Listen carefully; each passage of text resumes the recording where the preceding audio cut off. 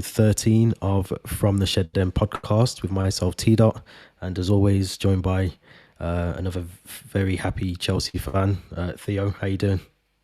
I'm still on cloud nine. It's just it hasn't really sunk in yet, but yeah, I'm top of the world right now. Absolutely top of the world.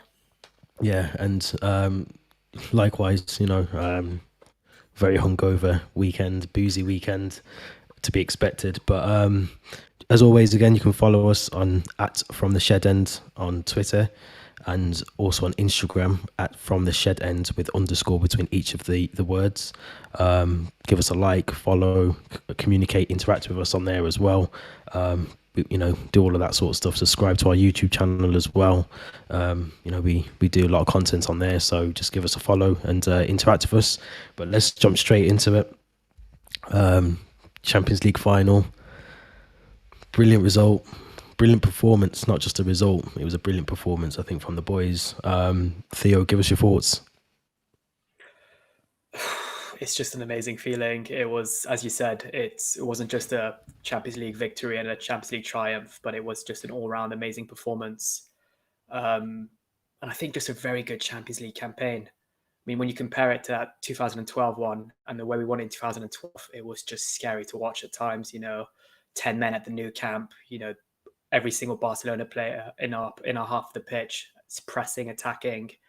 Whereas this campaign, we've only conceded, I think, 4 goals in total since the group Yeah. stages.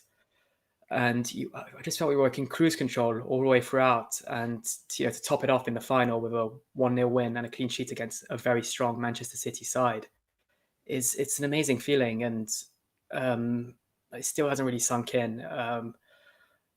I watched a game, I just tried to take it all in, and then I got into my bedroom and I was tasked with writing an article that I had to submit the following morning.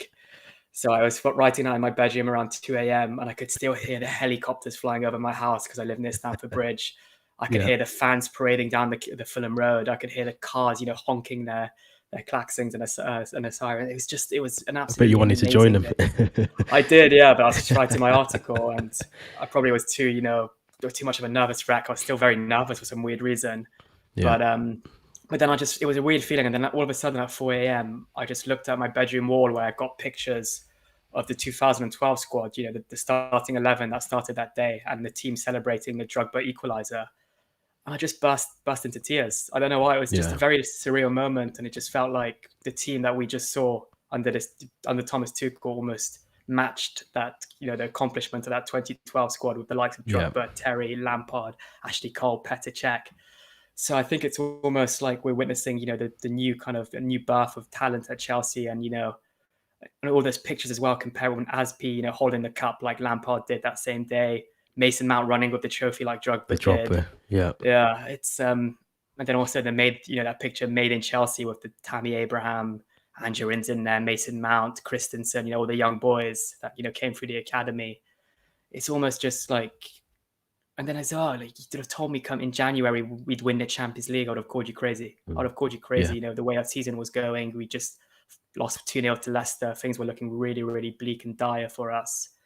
And now we've topped it up with another Champions League trophy again. So it's an amazing, amazing feeling. And as you said, not just a Champions League win, but also a very good performance. And I think every single player played their part in that victory, or at least throughout that Champions League campaign as well. So Thomas Tuchel got it spot on the night. Yeah, and I wanted to talk about, I know before we came on air, I was just saying that a lot of the sort of mainstream media have almost picked up on the fact that Pep, which I agree, got it wrong tactically. It was just, I think I've said, maybe not on this podcast, but on another podcast, that sometimes Pep and maybe Tuchel has done this in the past as well, that they overcomplicate things when they don't really need to. And I think Pep done that on Saturday. But the credit really should go to Thomas Tuchel, because I think regardless of what team Pep Guardiola puts out, it's still a team that we were underdogs for a reason, during that game. But I just wanted to talk about the lineups as well, because it was a strange lineup from Pep not to have Rodri or Fernandinho, who I believe has started all the games this season. At least one of them has started a game, and to not have either of them in the team. it was a bit bizarre from my point of view. Raheem Sterling hasn't been in the best of form as well. Kevin De Bruyne in a false nine sort of position as well at times as well. It didn't really work for them. Yeah, I'd have to agree. You did mention it in the previous episode we recorded that Pep likes to overcomplicate things. He rarely names the same starting 11, and I think that was the first time he named that specific 11. In a Champions League final, which is a very bold decision. I think the biggest surprise was not including Rodri in that team. You've probably one of your best midfielders. He started almost every single Premier League game, and probably all the previous Champions League games, or the large majority of them at least. And to start, I think it was at Gundogan and Bernardo Silva. And Bernardo Silva's not a natural CM, is he? So it was a bit surprising. But if I'm completely honest, when I did see that starting 11, I was quite frightened by it, because I thought, if you've got Gundogan, you've got De Bruyne, you've got Bernardo Silva, that means goals. That means these type of players that will get into dangerous positions, players that will get into the penalty box. And, I think it was almost maybe Guardiola thinking on the start of this 11 and try to get that early goal or a goal in the first half and maybe make those more defensive changes in the second half. Unfortunately for us, it didn't kind of pay off for Guardiola and Manchester City. And instead, they looked almost a bit, I think Kante obviously was dominant in midfield and won that battle against the likes of Gundogan and Silva and even De Bruyne at times. So he didn't get it right on the night, Guardiola, with his tactics, and I think he left those substitutions until quite late as well. Obviously forced into the early De Bruyne one, just like we were forced into the Silva one. But didn't work out for him on the night. Yeah, and just to talk about Thomas Tuchel and obviously Chelsea as well, I thought we started the game really well. I think the way that we ended our season, which was pretty poor, we obviously lost the FA Cup final, which was a massive, was a shocker, and the fact that we didn't. Yes, we got top four, but it's the way we got the manner in which we got top four wasn't the best for us. So I just think the team that we had regarded, that the desire was there from Chelsea, and I look at Man City and I'm pretty sure they lost to Brighton, didn't they? That sort of Tuesday before the last game of the season, they sort of scraped a weird win against Newcastle before that. There was obviously that sort of party that they had, where I don't know if you've seen it, where Pep's sort of smoking a cigar and they're singing Oasis, and it's just you've got the biggest game of not just your season but of the club's history, the club's biggest game ever, and I just think whether it was arrogance from Man City, I don't know, but it just seemed very, we're going to win this. And Chelsea were up for it, from the start. Mason Mount was up for it. I thought Reece James, like you said, we could name the whole 11 and we could give them a 10 out of 10. They were performing really well. I do have to do my honourable.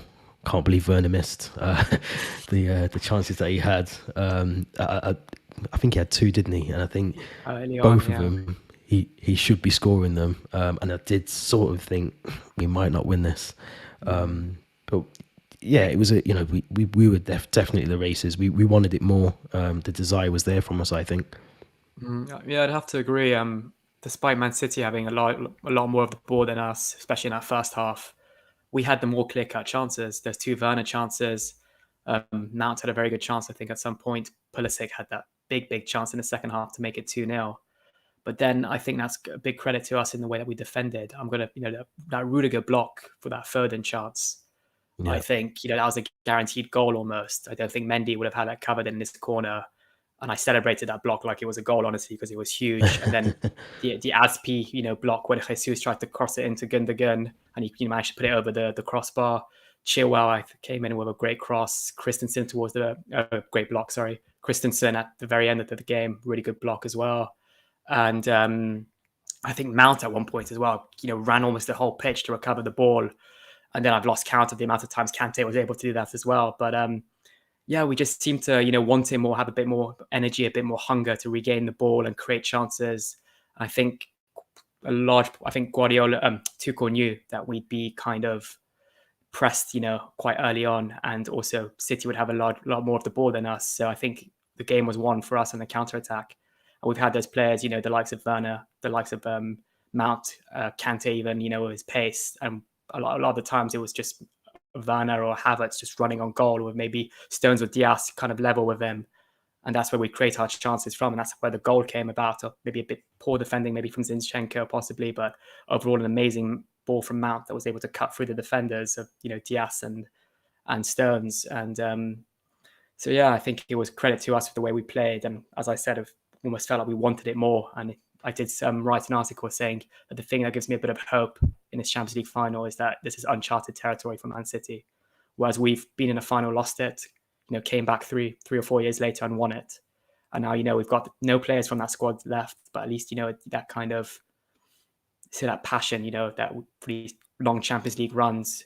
So these players, the likes of Aspi, maybe Giroud, that are approaching the end of their career and, will want to kind of, make history of Chelsea. So I think we wanted it more on the night, definitely. Yeah, and it was crucial, I think, for us to start with Thiago Silva at centre back, and it was sad to see him come off, especially the way that he did. I thought Christensen played brilliant, when he came on and faded in between the two centre backs. Bit of apprehensive. I was very apprehensive before because he's a very good centre back for me, but he's not Thiago Silva. So for me, to see him come in and to play the way he did was brilliant. I wanted to get your thoughts on the Rudiger and Kevin De Bruyne sort of coming together, because it was, again, I've read stuff on social media, and I think even Roberto Martinez said that it was a sending off. It was a foul that deserved a red card. I don't agree with that, but I just wanted to get your thoughts and see if you agreed with the main, consensus that it was a red card. Oh, it was definitely not a red card at all. It was definitely worthy of a yellow. We see those type of fouls a lot when the player is able to try to with more pace get past the defender, and the defender just stands his ground and blocks the player. And unfortunately for De Bruyne, he came out of it a bit worse. And I think maybe I still don't really see it where the contact was made, but I think it was his shoulder level with his nose and eye socket. But we see those fouls quite often. But I think in this situation, obviously it was just a really bad timing with the way that Rudiger's shoulder made contact with De Bruyne's face, and he suffered really quite a bad injury, as we saw on the bench, and had to be rushed even off the substitutes bench. But no, definitely not a red. Definitely it was yellow, and I think I thought the referee was brilliant on the day, actually. Matteo, Matteo, I think it's Laos, or I'll leave that one to you. Sorry, Antonio Matu Lajos, Spanish referee. He was absolutely brilliant. Yep. He was absolutely brilliant. He did, Rudiger was obviously in a bit of discomfort as well, but made sure to book him. He kind of cemented his ground quite early on. It's quite easy to, lose it in a Champions League final, show a lot of yellows, but he kind of cemented his authority. And even for that Reece James potential handball, he saw what he saw and made it clear to the players that he saw that it was, chest, then hand, and, made sure to show that symbol, pointing to his shoulder, pointing to his chest, being like, this is, it touched his chest, then his hand, to show the Man City players that he saw it. But, he saw as well that it touched his chest before his arm. And, just an all-round great refereeing performance. We've spoken a lot about poor refereeing in league games, and it's worth pointing out that for once we've had a really good referee, officiate our game in the big Champions League one. So, credit to him. And, I just wish we had more of that in the Premier League. Yeah, and I second that. I think the handball situation was a massive call, and I like the fact that VAR had a look at it, and within probably 10 seconds or less, they'd looked at it, they'd reviewed it, they'd obviously communicated to the referee that he was correct as well. Game carried on, So I thought there was a couple of challenges where you think, you should be getting a yellow card for that, but overall, I think the referee and all the officials were brilliant as well. So we need to, if we're going to use VAR, that is the correct way to do it for me. But let's talk about the 7 minutes stoppage time. How were the nerves at that point? It was, I think they had a chance, didn't they? I'm sure they had a chance. Mahrez had a big chance that just skimmed the crossbar. Skied over the bar, yeah. My heart did skip a beat when that ball was, in midair. But But overall, I kind of had in the back of my mind, we've defended so well, so valiantly throughout the season. It's just 7 more minutes. It's just 7 more minutes. And a few times, luckily, I think Chilwell was able to win a foul for us and a free kick. And, that kind of calmed the play a bit. And, but yeah, it was not good for the heart and the nerves, that 7 minutes, I'll be honest. I just made, my eyes didn't break contact on the TV. And I think that last moment when Mendy just caught the ball, you could just see the referee. It was almost like a bit of a, did he just blow his whistle? Yes, he did blow his whistle. Yeah, And then it just wasn't sunk to even my 7 minutes. It was No, it's it was 6 minutes 58. I think. Yeah. But I Yeah, think yeah, Mendy would have just booted it up the pitch and that would have been game over. But yeah, very nervy 7 minutes if I'm honest. But the way we defended, I think we made it a bit more comfortable as well. yeah, yeah, and rightfully so. Kante receiving man of the match. I think he got that in both semi-finals as well. I'm sure I read that, didn't he? That he was man of the match. And one of the things that I spoke about offline in a WhatsApp group chat was around Kante being a Ballon d'Or winner, because to me he's that level of a player that he shouldn't just be a nominee. He should be in contention to win that. He's that good of a player, and I think if France do have a really good Euros, which I expect them to, is he in a shout for the Ballon d'Or? 100%. 100%. You look at 2018 when Luka Modric won it. He was a World Cup finalist that year, Luka Modric, and he was also a Champions League winner. And I think France will at least make the semi-finals of the Euros this year. And Kante's a Champions League winner. He's had a very good Premier League season. I think he said, yeah, he was man of the match in the two semi-finals against Real Madrid and in the final. And I think one of the previous games, I think either one of the Porto ones or the Atletico ones.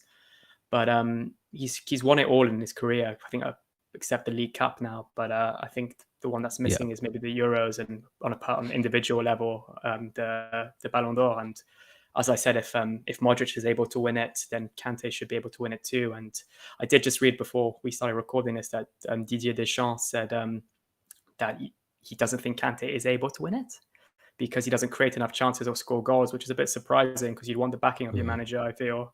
But also maybe there's a bit of truth in that as well. Modric is maybe a bit more of a creative player. But at the same time, if players like Manuel Neuer, I think it was a couple of years ago, after I think Virgil van Dijk as well. Was he? Van Was he Dijk not was amongst the nominated? three, yeah. And I think Neuer was amongst the three in 2014 or 2015. So you are getting these kind of defenders or more less offensive players, let's put it like that's, being nominated for the Ballon d'Or. So I think Kante will be very, very. He's got a high chance of making the top three at least. Yeah, and I think I don't know if I sent it to you, but there was a picture of his timeline from when he started football into where he is now, and you just think, and it's a very short space of time to do what he's done. He's a player that we just can't afford to lose. I'm pretty sure at some point a club will come in from, maybe a PSG will come in for him at some point. I just think he's world class, first class, world class, the Rolls Royce of what we need. I wanted to mention Mason Mount as well. I know you mentioned him earlier around the pass as well, but to be in a playoff final and lose the playoff final 2 years ago, I think you tweeted this actually, didn't you? And then to be in the Champions League final and to win it as well, bright future ahead of him. Really, really bright future. We've spoken a lot about Mount on these recordings, but it just feels like he's 22, I think. He's 22. Yeah. And he just seems like he's so mature now for his age. He's got a very elite mentality. They said, I think in his post-match interview after the game, he said, I've been at Chelsea now in the senior team for 2 years, and I've lost two finals. Obviously, there's two FA Cup finals. So to win this now means the world to me, and it almost shows that he's learned so much from those two FA Cup finals, and also that when we got, when Bayern Munich knocked us out of the Champions League last summer, you could kind of see the Reece James and the Mason Mounts. It was almost like a big learning curve for them, and and I think they took a lot from that first Champions League campaign under Frank Lampard, and almost matured so much this season into really world beaters, if anything. And as I said in the previous recording, they'll be the first names, the likes of Reece James, Mason Mount, in Southgate's starting 11 at the Euros this summer. But yeah, it's almost, you forget that he's only 22. It's only his second season in the Premier League. Is only his, you'd think that a player like that had been in a couple Champions League finals in the past with the way he played. But elite mentality, definitely. Yeah, definitely. I agree. And it was good, obviously, Kai Havertz to get his goal. I don't know if you got to see his post-match interview at the end of the game, but it was just, it was just, euphoria must have got the better of him. But I can see him having a brilliant season next season. I know I've criticised him a lot alongside Timo Werner, but I just think if he had, he's got the goal that's won the Champions League, he's going to be on a high for the whole of the summer. He's going to go to the Euros, come back a good player for us, I think. But just seeing that team that we've got now, we said it in the last episode, I can just see us going for the Premier League next season. I really can. I think we've got the squad there. We've got everything there. We've got a spine, which is what the key thing. We've got a keeper in Mendy, which we did speak about, obviously, transfer targets in the last episode, but we've got a squad there. We can go for the league next season. And I suppose also the pressure will change now for Tuchel. I think had he not won the Champions League, would the expectation have probably been to win the league? Probably not for me, but I think we've won the Champions League now. The expectations have probably changed for next season. Yeah, I think similarly to Di Matteo, when he won the Champions League in 2012, he had a bit of a poor start to the league and was sacked come November. So I think the expectations are higher, but at the same time, no disrespect to Di Matteo, but we've got Thomas Tuchel as a much more kind of experienced manager, and I think he's more knowledge of the game, as I said in the last episode as well. So I think he even said as well straight after the game, this is just the beginning. I want to win more. This is giving me a taste of what Champions League glory is like. Next year, I want to go, win more trophies. And I'm almost disappointed now that it's a summer break, because I just want to keep winning and keep getting trophies. That's what you love to hear as a manager. It's almost that winning mentality that we've missed in the last couple of years. And arguably a league trophy, even though it's probably not as prestigious as a Champions League nowadays, but it's more difficult. It's a 38-game season, whereas Champions League, I think, is it 13 games, I think. So it's and it's, as you said, we've got that spine in the squad, maybe just missing that prolific number 9, which we keep talking about. But once we get that player, and I think we know who it's going to be now, in Romelu Lukaku most likely, then I think we've got a very, very, a squad that's able not just to compete for the league next season, but for the league across the next maybe 5 to 10 years. The young kind of talent that's coming through the squad, and also some talent out and learn that we haven't mentioned, like Gallagher, like Mark Guehi. So it's a really, really exciting time to be a Chelsea fan, I feel. Yeah, and I know you tweeted this earlier around the Super Cup that we've now got. I think it's in Belfast this year, isn't it? I'm sure. I was looking at flights. I was looking at flights yesterday. Yeah, I mean, it's not too far, is it? It's half an hour, 40 minutes on the plane. It's a big regret of mine. It's a big regret of mine not being in Porto on Saturday. So I just feel like making up for it and trying to get to Belfast. Yeah, and it did look amazing in Porto. I know there was a lot of fans. I think if I read correctly, there was 30,000. Obviously, there wasn't that many in the stadium, but there 30,000 Manchester City and Chelsea fans were there. So I'm sure a lot of the bars were happy to get the tourism, and it just looked amazing. I'm glad that we came away with the cup and we came away winners, because I can only imagine going there and having to fly back. But it was so good, seeing everyone's pictures and videos of them over there as well.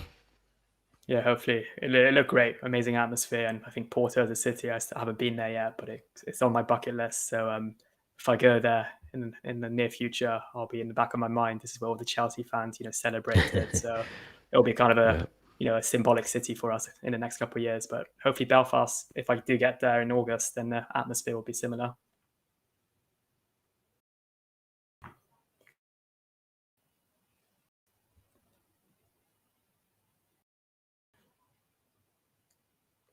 I'm not sure what happened there. No worries. I think you just cut out for a bit, but okay. But yeah, I was just mentioning I'm really excited if I do get to Belfast in August. And Villarreal, I don't underestimate them, but we played in 3 Super Cups in the past and lost all 3. So it almost feels like redemption now. We want to get trophies, and I think we have the right manager this time to do it. And also the Club World Cup, it was disappointing last time we were in it. So Yeah, we lost the Corinthians in the final, and we had Rafa Benitez in the man. I think was it in Tokyo in Japan or it somewhere was. in I think Japan, I think. it was. Yeah, yeah, But yeah, two trophies that we want to win, and also have that little badge on our shirt if we win the Club World Cup as well. yeah. No, I agree. I think yeah, it's going to be an interesting one. I think, like you said, we've lost 3 Super Cups. I do fancy ourselves this time around. Villarreal. I think they're a team that obviously can cause the likes of Man United problems, but I do think we've got a better squad than Man United. I think we'll be going into that game wanting to win it, because of the fact we haven't in the last 3 attempts as well. And yeah, I think if we can get the 2 trophies as well as the Champions League, to me that's probably been one of our successful seasons. It's definitely a successful season. However way you want to look at it, and going into next season, it kicks us off on the right path as well. Yeah, definitely. I just feel it almost kind of annoys me that we've never won a Super Cup. I know we're very difficult opponents we've had in the past: Atletico, Bayern Munich, and then Liverpool 2 summers ago. But at the same time, you know, it's a trophy that we should be winning. No disrespect to Villarreal, but as you mentioned, we should be beating them. They did very well across this Europa League campaign, but I think that's because they had that drive and mentality, for that specific campaign. But come 2 months' time, maybe they'll be a bit have that hungover from the summer, or have a lot. Maybe some players would have left, some players would have come in. So I expect us to kind of get a victory on August 11th, I think it is, in Belfast. August the 11th. Yeah, it'd be Yeah. interesting. I think. Yeah, I mean, I've been to Belfast before. It's a lovely place, but yeah, we haven't. I don't think we've won it, have we, since 1998? I think that was the Real Madrid game, the Oh Super Cup. yeah, I'm sure that was the last time we won. I think so. yeah. Yeah, would be interesting. I'm trying to think the years when we lost. It would have been 2012, 13, and 2019. I think. Yeah, that's correct.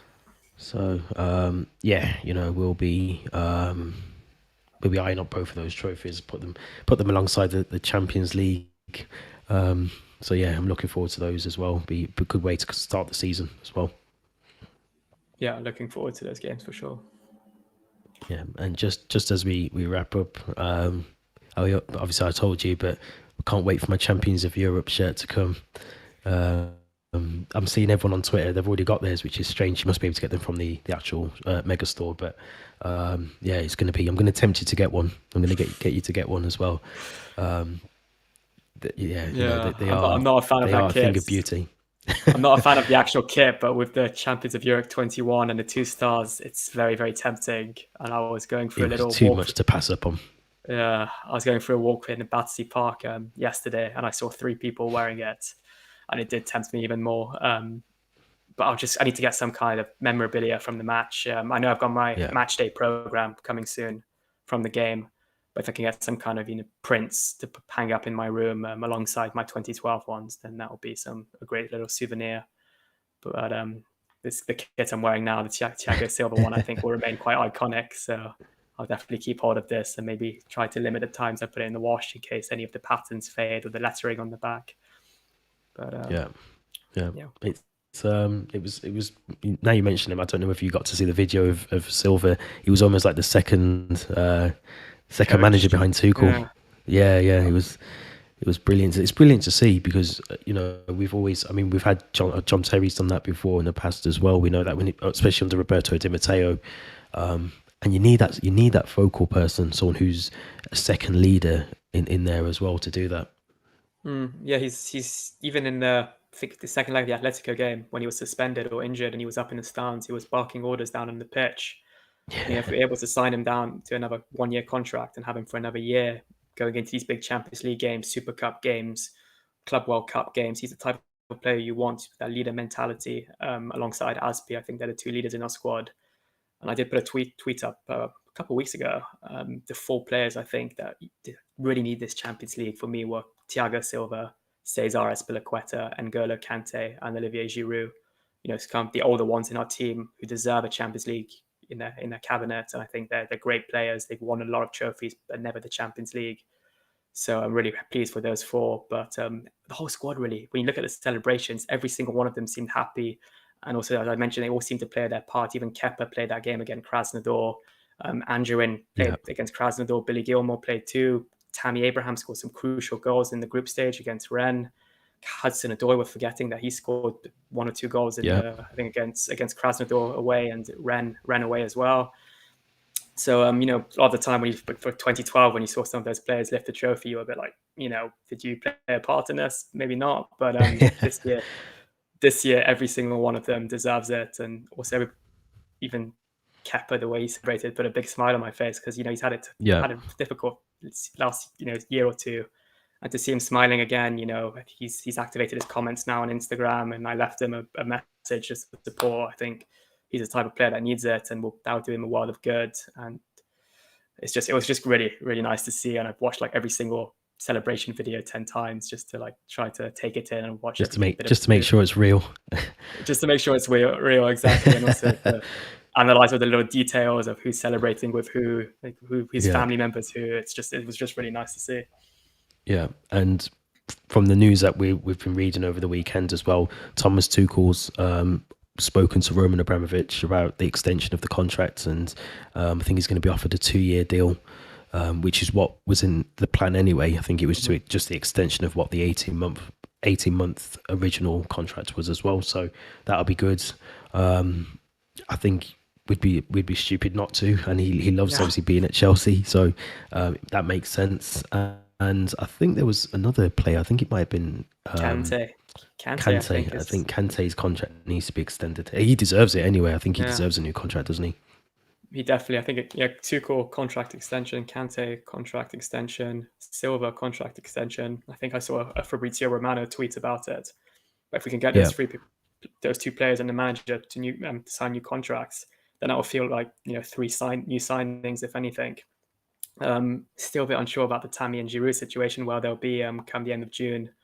But I mentioned it before. I love Giroud to sign an extra 1 year. You know, play maybe second fiddle to a Lukaku or a Werner or Havertz. But I'm not sure. It's looking very unlikely. And if that was his final game for Chelsea, even if he didn't get to play, but the way he celebrated, then what a way to kind of sign off. And another player that I didn't yeah. mention that, you know, scored some crucial goals for us in the Champions League. The Oh 4 yeah, goals against against Sevilla. Sorry, the winner against Rennes, and not to mention the bicycle kick against Atletico to get that crucial away goal. yeah. So another player that deserves, when he lifted that trophy, he's probably one of the players who deserves it the most. So fair play to him. Oh yeah, definitely, definitely 100%. So yeah, I agree. I'm glad that we've signed off the season. Obviously, the Premier League wasn't the best of seasons. I still think we've done really well to get the top 4. To end it with the Champions League, which, like you said at the start of this episode, you know, in January, if anyone had said that to us, we would have just, you know, laughed them out of the room. But you know, to end it on a high, obviously the players now have gone off to the Euros, which we've got quite a large proportion of our players, I think, have made their squads. I don't think there's many that hasn't. So it'll be interesting to see them over the summer. And yeah, you know, I just think what a way to end our season. Yeah, I'm happy it's the summer because it was a bit of a nervy time in the Prem at times. You know, when you lose a game on a weekend, it would almost ruin your mood. So to have that almost a couple months now, we can just relax a bit and enjoy the Euros, and knowing we're the champions of Europe as well is a great feeling. But there's still room, you know, improvement in the Premier League, a bit more consistency possibly against the smaller teams. But we go again in August. I think fixtures for the Prem come out on June 16th, so I'll keep an eye out for those and all those big Yeah. games that you want to look out for. Yeah, definitely. So yeah, as always, you can follow us on at From the Shed End on Twitter, and at From the Shed End with underscore between each of the words on Instagram. Theo, do you want to just give the listeners your Twitter handle as well? Yeah, so you can find me on Twitter at Seski Time. So Seski spelled the Cesc Fabregas way. Make sure if you want to give me a follow and drop me some messages or engage in my tweets. I'm always happy to talk to you all. And I publish a couple of my fan report articles for the Champions League Journal. So make sure to give those a read and let me know your thoughts as well. Yeah, and you can find me on at t._producer on Twitter. And like Theo, interact with me, follow me. Yeah, just talk to me, and yeah, let's have some banter over the summer for the Euros as well. But this has been episode 13 of From the Shed End podcast with myself, T. Dot, and Theo. Thanks for listening.